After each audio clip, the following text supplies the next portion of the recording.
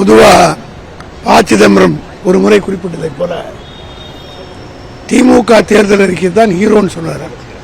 ஆனால் இந்த முறை தளபதி மு.க. ஸ்டாலின் அவர்கள் அறிவித்திருக்கிற இந்த தேர்தல் அறிக்கை 2021 அவர் அறிவித்த போது சிலர் கிண்டலும் கேலியும் செய்தார்கள். ஆனால் அவர் சொன்ன அத்தனையும் 5 ஆண்டு காலத்தில் முடித்துவிட்டு மீண்டும் ஆட்சி தொடர்வதற்குரிய ஒப்புதலை பெறுவதற்காகத்தான் தமிழ்நாட்டு மக்கள் மத்தியிலே இன்றைக்கு தளபதி சென்றிருக்கிறார். இந்த தேர்தல் அறிக்கையில் பல திட்டங்கள் அறிவிக்கப்பட்டிருக்கிறது. குறிப்பாக இல்லத்தரசி என்கிற ஒரு உன்னதமான ஒரு திட்டத்தை அறிவிக்கப்பட்டிருக்கிறது. அதாவது ஒரு காலத்தில் fridge, air conditioner, washing machine இது போன்ற லக்ஸுரி ஐட்டம்ஸ் என்று சொல்லப்படுவதெல்லாம் பணக்காரர் வீட்டிலே தான் இருந்ததாக வரலாறு.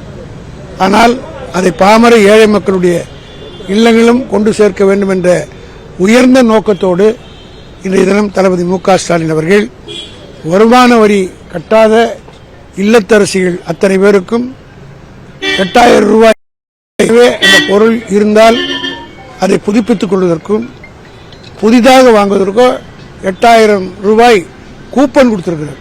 இது தமிழ்நாடு இந்தியாவிலே வேறு எந்த மாநிலத்துக்கு வந்ததாக எனக்கு தெரியவில்லை. அவங்க ஆப்ஷன் எங்கே வேணா போய் கடைக்கு போய் காய்கறி வாங்குவதை போல பொருட்களை வாங்கி கொண்டு வரக்கூடிய ஒரு மகத்தான திட்டத்தை இன்றைக்கு அறிவித்திருக்கிறார். இது நிச்சயமாக தமிழ்நாட்டு பகுதிகளுக்கு ஏற்கனவே கலைஞர் உரிமை தொகை 1000 2000 உயர்த்தப்பட்டதுக்கு மிகப்பெரிய வரவேற்பு இருந்து அது தொடரும் என்று அறிவித்திருக்கிறார். அதேபோல இந்த பொருள்களும் கொடுக்கிற போது உள்ளபடியே பெண் உரிமைக்காக துவக்கப்பட்ட இந்த இயக்கம் முழுமையாக பெண்களுக்கு மிகப்பெரிய ஒரு மரியாதையும் அந்தஸ்தையும் பொருளாதாரத்திலும் சோசியலி சமூகத்தை அதாவது சமூக ரீதியான ஒரு வளர்ச்சியும் பெறுவதற்குரிய திட்டங்களை முதலமைச்சர் அறிவித்திருக்கிறார்.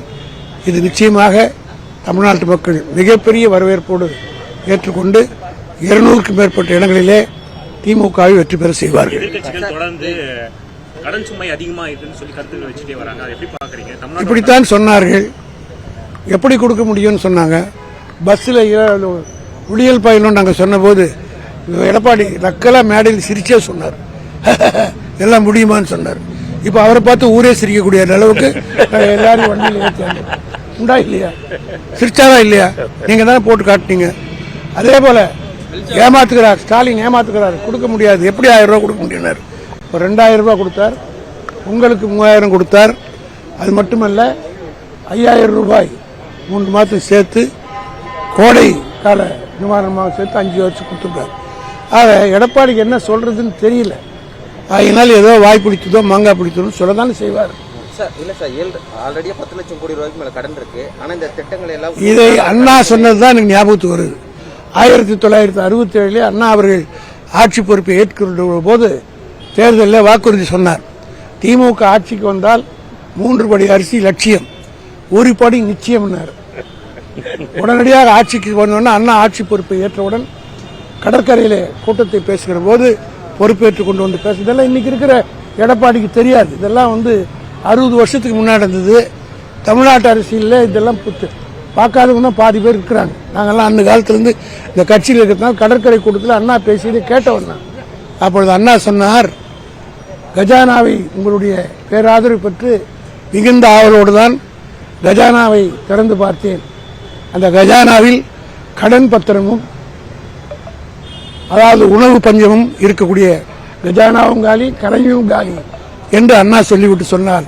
ஆனால் அண்ணாதுரையினுடைய மண்டை காலி இல்லை என்று சொல்லி சொன்னதை போலவே மார்ச் மாதம் பொறுப்பேற்றார். மே மாதம் 1ஆம் தேதி சென்னையிலும் கோவையிலும் படியரசு போட்டார்.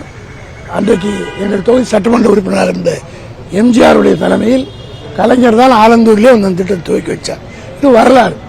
அதே போல இன்றைக்கு கடன் தொகை இருந்தாலும் கஜானா காலியாக இருக்கிறதோ கஜானா காலியாக இருந்தாலும் கூட மு.க. ஸ்டாலினுடைய மண்டை காலி இல்லை. அதை பயன்படுத்தி தமிழக மக்களுக்கு நிவர்த்தியமாக செய்கிறது.